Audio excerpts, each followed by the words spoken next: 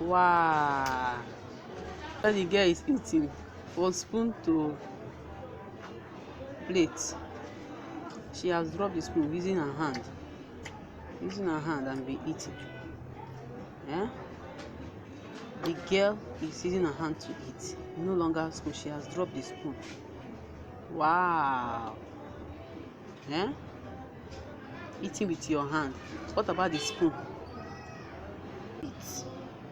Where do you drop your spoon? You want to take it? Good girl. Now you come. So you don't eat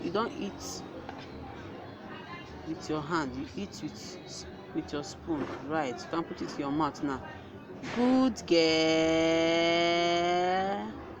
Good girl.